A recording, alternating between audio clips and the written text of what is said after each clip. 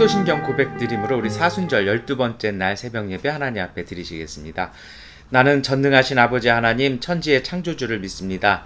나는 그의 유일하신 아들 우리 주 예수 그리스도를 믿습니다.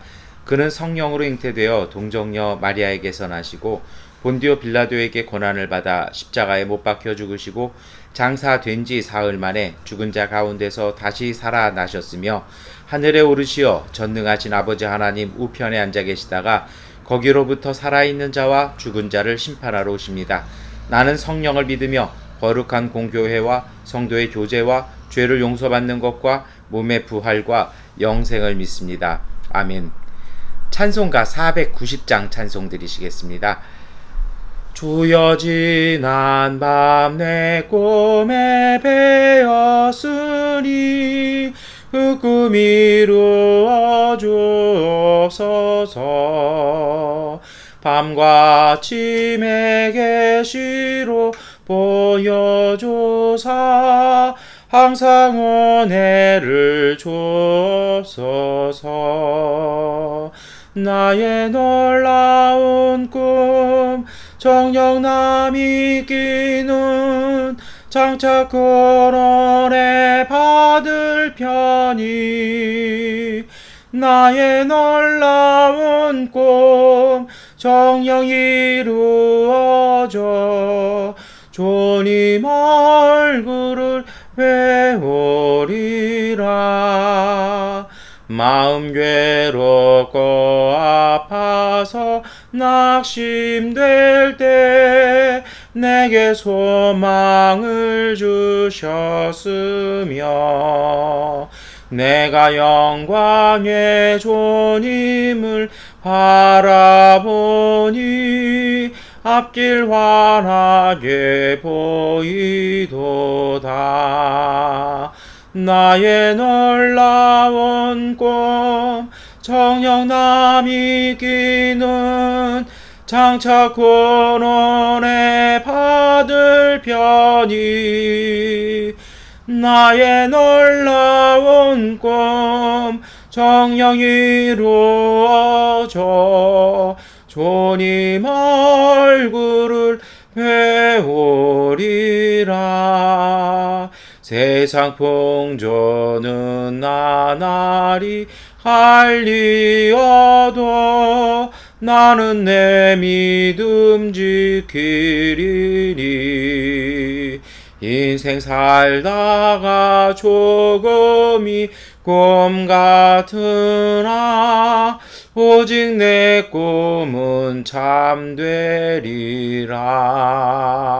나의 놀라운 꿈 정녕 남이 끼는 장차 근원에 받을 편이 나의 놀라운 꿈 정녕 이루어져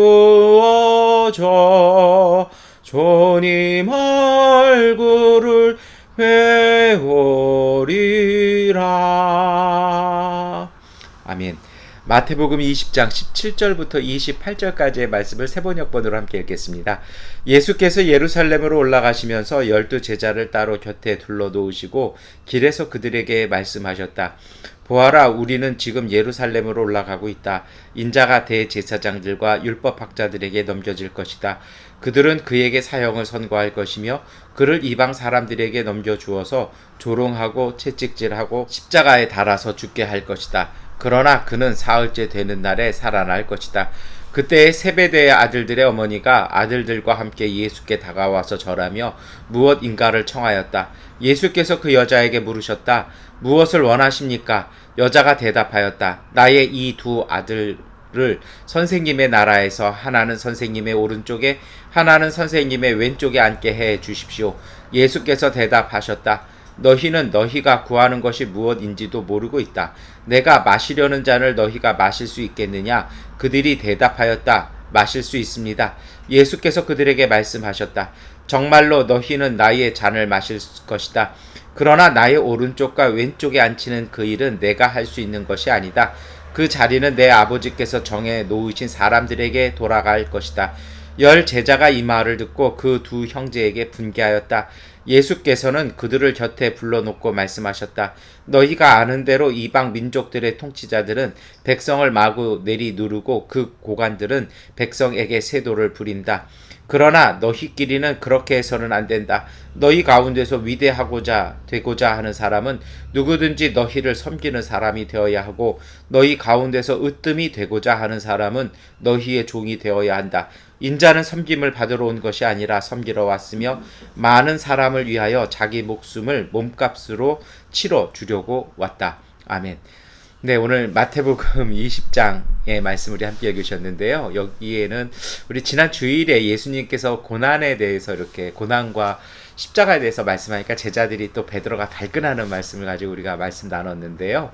오늘 말씀은 예수님께서 이제 세 번째에, 그래서 주일날은 첫 번째였다라면 세 번째에 해당하는 그 순환 예고를 하신 부분입니다. 근데 저는 이 말씀 읽으면서 오늘의 미얀마가 참 마음에 많이 와 닿았던 것 같습니다. 오늘 말씀은 이렇습니다. 예수님께서 이제 예루살렘 가시다가 제자들을 길 가운데에서 이렇게 다시 한번 얘기하시는 거죠. 좀 변화가 있었어요. 처음에는 막 베드로가 펄펄 뛰다가 세 번째는 다들 가만히 있어요. 근데 이제 거기에 대해서 조금 변화가 있어요. 뭐가 있냐면 이 세베대의 아들들의 어머니가 딱 나와서 뭐라고 하냐면 자기 아들들은 좀 중요한 자리에 써달라고 이렇게 오른편에 왼쪽에 앉혀달라 얘기하니까 예수님이 뭐라고 얘기하십니까? 정말 구하는 게 뭔지도 모르고 구한다는 겁니다. 이 어머니는 아들들이 정말 좋은 자리, 중요한 자리가 되기를 원했는데요. 정말 이 오른편, 왼편은 뭘 얘기합니까? 십자가에서 오른쪽에 달리고 왼쪽에 달리는 거 얘기하는 거거든요. 그러니까 예수님께서 네가 뭘 구하는지도 모른다 이렇게 얘기하시고서는요. 그건 하나님께서 앉힐 사람들에게 앉히시고 당신의 아들들은 또 다른 역할들이 있을 거라 쭉 얘기를 이렇게 하시죠. 그러고 나니까 이제 다른 제자들이 누구는 엄마 백 없나 하면서 막 이렇게 분개하니까 다시 제자들에게 이렇게 얘기를 하시면서 뭐라 얘기하십니까? 이렇게 통치자나 권세자들은 어떤 폭력을 백성들에게 한다라고 25절 말씀하시죠. 오늘 우리 미얀마에 참 맞는 말씀이기도 합니다. 그러면서 26절, 27절부터는요, 섬기는 사람이 되어야 되고 낮은 사람이 되어야 한다라고 다시 한번 말씀을 합니다. 우리가 이 말씀 어떻게 묵상하고 기도할까요? 여러분, 저는 이 말씀을 이렇게 묵상해 보았습니다. 여러분, 오늘 예수님의 말씀을 이렇게 보면요, 예수님과 이 세베대의 아들들의 어머니, 그러니까 세베대의 부인 되겠죠. 이 세베대의 부인과의 대화를 보면 부인이 뭔가를 청하잖아요. 정말 좋아 보이는 걸 청합니다. 그런데 예수님의 대답이 무엇이었습니까? 뭘 구하는지도 모르고 구한다. 정말 이 어머니는 자기 아들들이 예수님과 함께 고난당해서 십자가 양 옆에 세워지기를 처형당하는 걸 원했을까요? 물론 나중에 이 두 사도들도 다 순교를 합니다만 그 모습은 아니었을 거예요. 그리고 이 어머니 정말 그 모습을 상상하고 구한 것은 아니었을 것입니다. 한 사람은 그 당시에 오른쪽과 왼쪽이라는 의미는요, 한 사람은 행정의 총책임자고 한 사람은 군사력의 총책임자를 의미하는 거였습니다. 그러니까 그런 걸 생각한 거죠. 근데 저는 이 말씀 이렇게 읽고 묵상하다가 그런 깨달음이 있었어요. 뭐냐면요, 여러분, 우리는 자꾸 살아가면서 뭘 원해요. 뭐가 있어야 된다고 생각하고요. 어떤 자리가 있어야 된다고 생각합니다. 어떤 직장이 있어야 되고 또 결혼을 해야 되고 어떤 자리에 올라가야 되고 내가 무엇을 가져야 된다라고 생각하는 거죠. 이게 사실은 소유의식이거든요. 물론 에릭 프롬이 소유냐 존재냐라는 책에서도 그런 얘기를 했습니다만 소유가 인간의 행복을 가져다 줄 수는 없는 거예요. 그건 왜냐면 도구거든요. 근데 오늘 예수님께서 반문하시는 내가 무엇을 원하는지도 모르고 있구나라는 말씀, 그리고 그 이하의 말씀들을 쭉 읽어보면 저는 그렇게 묵상을 했습니다. 무엇이냐면요, 무엇을 원하고 무엇을 얻고 무엇을 쟁취하는 것보다 더 중요한 것은 본질적으로 내가 누구냐라는 겁니다. 내가 어떤 상태냐라는 겁니다. 나는 어떠한 삶을 살아야 되냐라는 에릭 프롬의 이야기를 좀 빌리자라면 내 존재에 대한 깨달음이 필요하다라는 것입니다. 참 이상한 게 있어요. 제가 이렇게 투병 생활할 때 한때 저는 여러분이 다 아시지만은 색깔이 있는 채소를 먹으면 안 됐던 적이 있었습니다. 한 1년을 그랬던 것 같아요. 그러니까 사실은 먹을 게 없었어요. 간신히 이제 저희 집 사람이 여러모로 이제 신경 써주고 또 교회 분들이 여러모로 도움 주셔가지고 제가 이렇게 잘 지냈는데요. 저는 별로 어려움 없이 지냈습니다만 한동안은요, 색깔 있는 모든 야채나 모든 걸 먹으면 안 되던 때가 있었습니다. 그런데요, 이제 수술이 딱 끝나고 나니까 이게 또 바뀌는 거죠. 뭐냐면요, 무엇을 얻느냐가 중요한 게 아니라 내 몸 상태에 따라 맞는 게 있고 틀리는 게 있다라는 것입니다. 그래서 먼저 해야 될 건 뭐냐면 나에 대한 깨달음이 필요합니다. 나에 대한 깨달음, 내가 걸어가야 될 삶, 그리고 지금의 내 상태와 상황, 이것을 정확하게 알고 깨닫는 것이 필요합니다. 가끔 신앙상담이나 아니면 우리 이렇게 같이 대화하면서 차 한잔하면서 대화하다가 보면 많은 분들이 그런 얘기를 하세요. 무엇부터 해야 될지 모르겠습니다. 내가 지금 무엇을 해야 될지 모르겠습니다. 뭐 저도 비슷합니다. 그런데 제가 이렇게 신앙생활하면서 깨달은 것은 무엇이냐면요, 거기에 대한 답을 찾는 건요, 지금의 내 상태와 내 상황을 빨리 정확하게 아는 것입니다. 내가 가야 될 목표가 어딘지, 그리고 지금 나는 어디까지 와 있고 지금의 나는 어떤 상황인지를 보아서 거기에 가장 시급한 거 하시면 됩니다. 너무 많이 힘들고 너무 많이 지쳤어요. 갈 길은 먼데 그럼 뭐부터 해야 될까요? 너무 많이 지치고 너무 힘들고 너무 배고프면요, 쉬어야죠. 그리고 식사하시고 힘부터 차리는 게 맞는 걸 겁니다. 그리고 그런 다음에 어떻게 해야 될까요? 그러면 그 다음부터 이렇게 할 수 있는 것들이 있잖아요. 뭐 짐도 챙기고 뭘 또 준비하고 다 되는 상황이라면요, 그 다음에 가시면 되는 거고요. 뭐가 막혔어요. 막히면요, 방법을 찾는 것보다 더 중요한 건 정말 내 상황에서 내가 할 수 있는 것이 뭔지를 딱 보는 겁니다. 나한테 필요한 것이 무엇인지를 빨리 보는 것이죠. 그래서 거기에 맞게끔 움직이면요, 그것이 다 은혜롭게 모든 것이 합력하여서 선을 이루게 된다라는 것입니다. 그래서 여러분, 정말 중요한 것은요, 우리 자신에 대한 깨달음과 지금의 내 상황과 지금 내가 가야 할 길의 분명한 목표를 보는 것입니다. 우리 미얀마 삶이 조금 혼돈스럽습니다. 뭐 여러 가지 유언비어도 나오고 팩트도 나오고 뭐 또 때로는 거짓 뉴스도 나오고 막 이렇게 혼란스러워요. 뭐 어떤 분은 6시부터 통행 금지라고 그러고 어떤 분은 아니라고 그러고 어젯밤에도 막 카톡상으로 인터넷 끊어질 때까지 막 이렇게 여러 가지 소식들이 있었고 다들 불안해합니다. 그런데 여러분, 중요한 것은 뭐냐면요, 내 중심 지키는 것, 내 자신에 대해서 아는 것입니다. 그걸 어떻게 찾아갈까요? 저는 그것이 바로 예수님과 함께 있을 때 예수님께서 우리로 하여금 깨닫게 하십니다. 성령은 우리를 비추어 주셔서 우리로 하여금 깨닫게 하십니다. 정말 우리의 머리카락까지도 세시고 우리의 필요와 모든 것을 아시는 하나님께서 성령을 통해서 우리로 하여금 깨닫게 하실 것입니다. 그래서 먼저 우리가 찾을 것은요, 나에 대한 깨달음이 필요합니다. 나에 대한 인식이 필요합니다. 참된 내 모습에 대한 것이 필요합니다. 이것이 이루어지지 않으면요, 무엇을 가졌어요. 정말 좋은 명품 옷을 샀어요. 근데 중요한 건 내 몸에 안 맞아요. 그 무슨 소용이 있겠어요? 근데 문제는 뭐냐면요, 그거 옷 구매하느냐고 이미 돈을 써버렸어요. 그럼 내 몸에 맞는 옷을 쓰려면 이제 자원이 소비되니까 못하는 거 아니에요. 이렇게 저렇게 자꾸 엉뚱한 곳으로 채우려다 보면 삶에 이렇게 스크래치가 납니다.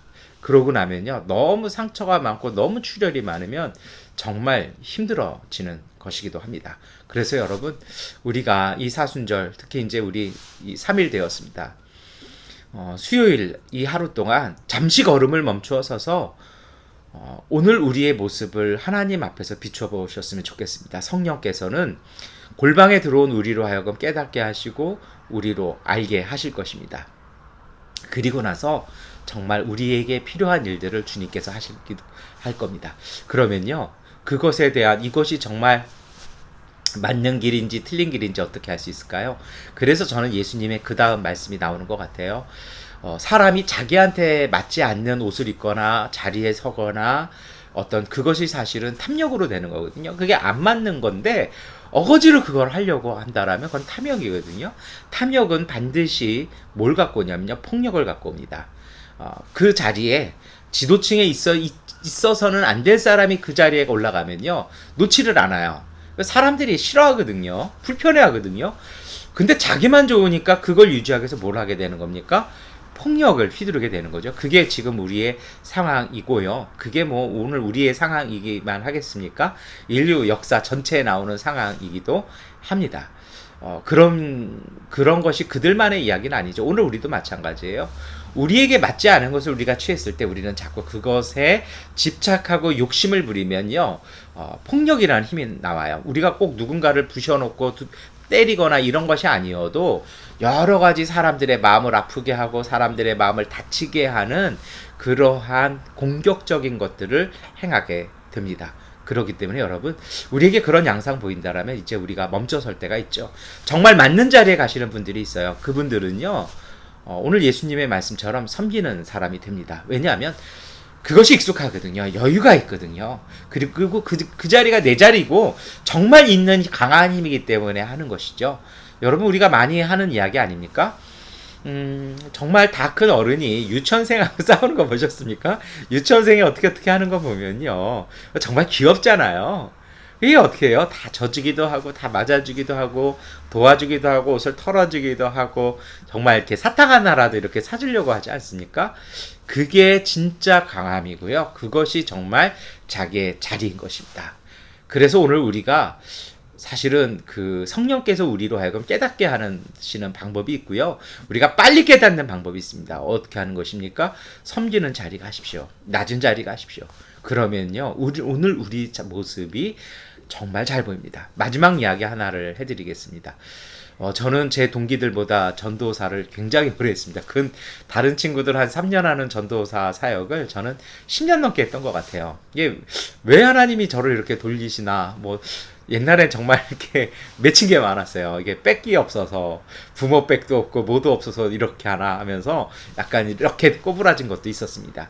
나중에 깨달은 것이 있었습니다. 전도사 생활을 10년 하다 보니까, 쉽게 말해서 가장 밑바닥 생활을 오래 하다 보니까, 그것도 나이 들어서 하면 얼마나 서러워요. 근데요, 보이더라고요. 목사는 이렇게 하는 거구나.